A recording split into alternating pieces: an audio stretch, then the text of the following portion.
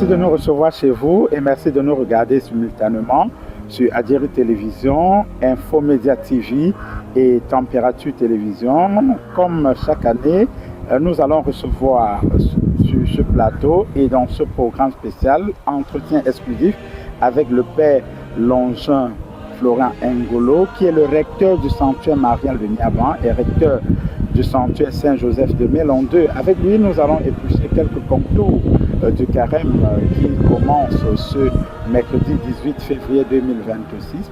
Il faut noter que les cendres tirent leur origine de l'Ancien Testament. Nous le voyons avec le prophète Jonas qui a envoyé à Ninive pour annoncer la conversion.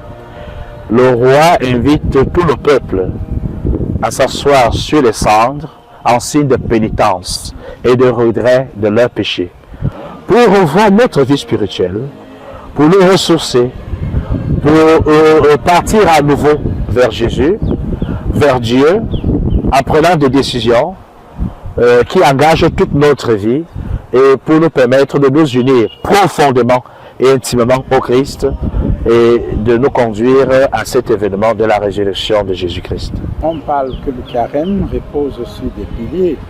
Est-ce qu'on peut savoir ces différents piliers, Padre? De manière classique, le carême repose sur 3 piliers. Le jeûne, la prière et le partage ou l'aumône. Alors, le jeûne, ça concerne soi-même, une discipline personnelle. Je me prive des choses qui me permettent d'être davantage libre.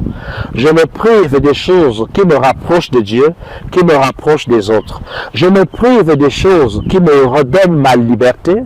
Je me prive des choses qui me permettent de grandir encore spirituellement.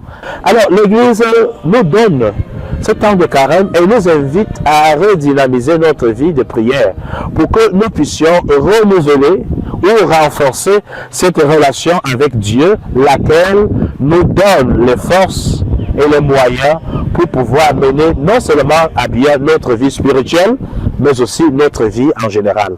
Puisque c'est dans la prière que je reçois la force, c'est dans la prière que je reçois le courage, c'est dans la prière que je discerne la volonté de Dieu.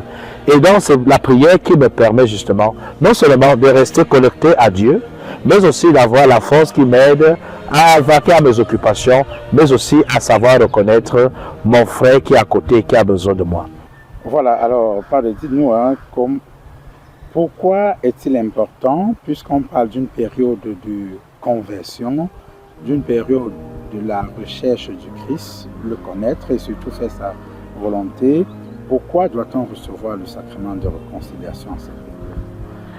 Le sacrement de réconciliation, comme son nom l'indique, est un processus de réconciliation à 3 dimensions, il faut le savoir.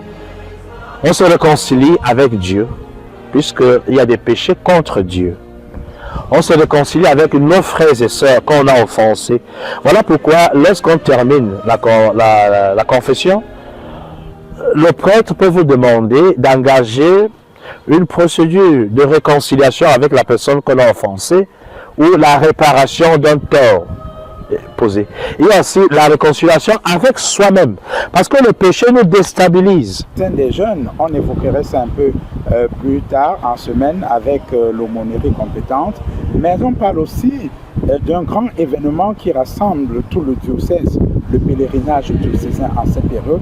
Et on sait qu'en cette année, ce pèlerinage aura lieu le 27 et le 28 février 2026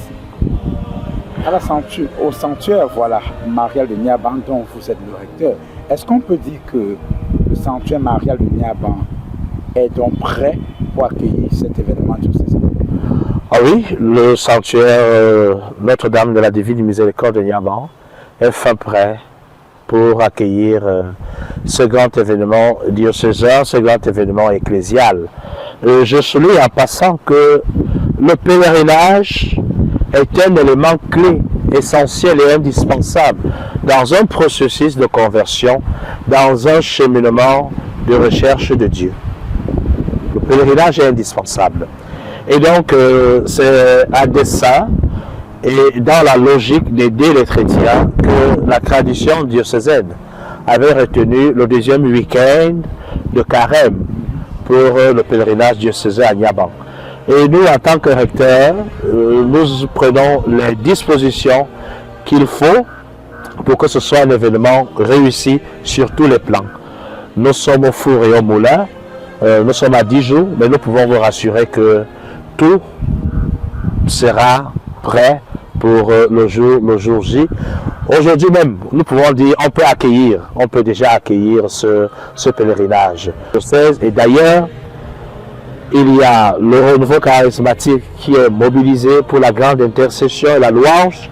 Et il y a des prières de guérison et de délivrance qui sont élevées par des prières, par des prêtres du diocèse et qui permettent à plus d'un chrétien de retrouver soit la guérison, soit la délivrance, soit la réponse à des préoccupations particulières, soit la joie, le goût à la vie. Bref, lorsqu'on y vient avec conviction, on repart étant satisfait.